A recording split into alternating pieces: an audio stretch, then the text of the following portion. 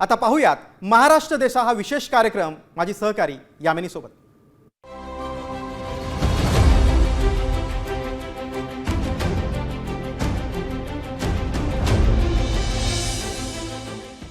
नमस्कार, महाराष्ट्र देशा या विशेष कार्यक्रमामध्ये तुम्हा सगळ्यांचं स्वागत आहे। या कार्यक्रमाच्या माध्यमातून आपण राज्य सरकारने राज्याच्या दृष्टीने घेतलेल्या काही महत्त्वाच्या निर्णयांचा आढावा घेत असतो।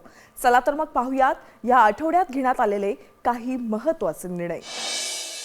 मराठवाड्यात अतिवृष्टी आणि पुरामुळे शेतकरी आणि व्यावसायिकांचं मोठ्या प्रमाणात नुकसान झालंय। राज्य शासन संकट काळात पूरग्रस्तांच्या पूर्णपणे पाठीशी असून नागरिकांना सर्वतोपरी मदत केली जाणार असल्याची ग्वाही मुख्यमंत्री देवेंद्र फडणवीस यांनी दिली।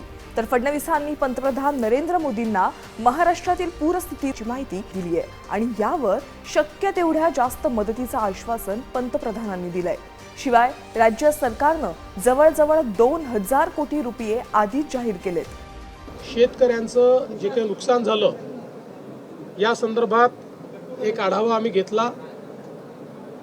जवळपास 60 लाख हेक्टरचं नुकसान हे झाल्याचा प्राथमिक अंदाज आहे।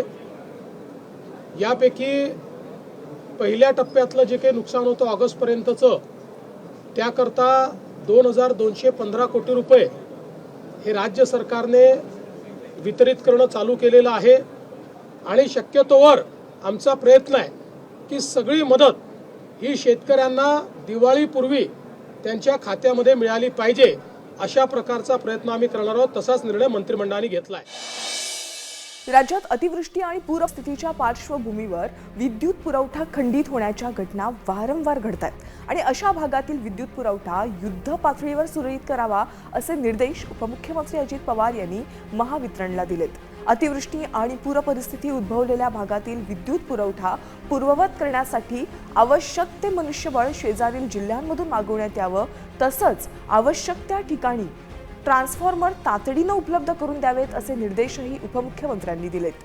वांद्रे ते कुर्ला पॉट टॅक्सीचा प्रकल्प देशातील पहिला प्रकल्प असून तो मॉडेल प्रकल्प म्हणून राबवण्यात यावा असंच या प्रकल्पाच्या कामाला गती देण्याचे निर्देश उपमुख्यमंत्री एकनाथ शिंदे यांनी दिलेत। पॉट टॅक्सीसाठी वांद्रे ते कुर्ला या 8 किलोमीटरच्या अंतरामध्ये 33 स्थानकं आहेत आणि हा प्रकल्प सुरू झाल्यावर खासगी वाहनधारकांची संख्या कमी होण्यास मदत होईल आणि पर्यायानं रस्त्यावरची वाहतूक देखील कमी होईल असंही उपमुख्यमंत्री एकनाथ शिंदे यांनी सांगितलंय। अंगणवाडी सेविका आणि मदतनीस यांना 2000 रुपये भाऊबीज म्हणून भेट देण्यात येणार असल्याची माहिती महिला व बालविकास मंत्री आदिती तटकरे यांनी दिली। एकात्मिक बाल विकास सेवा योजनेअंतर्गत कार्यरत अंगणवाडी सेविका आणि मदतनीस यांना भाऊबीज भेट देण्यात येणार आहे। यासाठी एकूण 40.61 कोटींचा निधी उपलब्ध करून दिली असल्याची माहिती मंत्री आदिती तटकरे यांनी दिली आहे।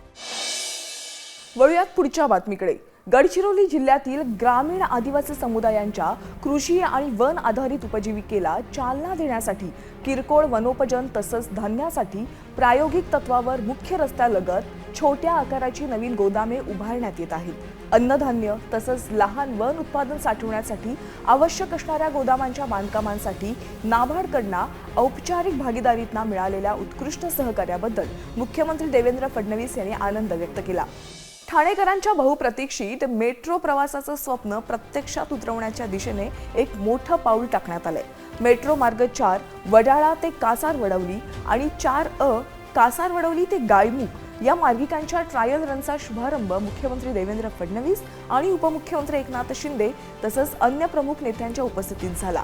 2026च्या ऑक्टोबरपर्यंत या मेट्रोचे सर्व टप्पे प्रवाशांकरता खुले होतील अशी ग्वाही मुख्यमंत्री देवेंद्र फडणवीस यांनी दिली। पूर्व उपनगर, पश्चिम उपनगरे, मुंबई शहर आणि ठाणे शहर या सगळ्यांना जोडणारा हा मार्ग होणार आहे आणि पुढे हा मेट्रोचा जो 11वा मार्ग आहे जो वडाळ्यापासून तर CST पर्यंत जातो त्याला देखील हा जोडला जाणार आहे आणि त्यामुळे हा देशातला सगळ्यात लांब मार्ग होईल। 58 किलोमीटरचा हा मार्ग होईल की ज्याच्यामध्ये जवळपास 21 लाख लोक रोज हे प्रवास करू शकतील। तर महाराष्ट्र देशा या कार्यक्रमात पुन्हा भेटूयात, तोपर्यंत नमस्कार।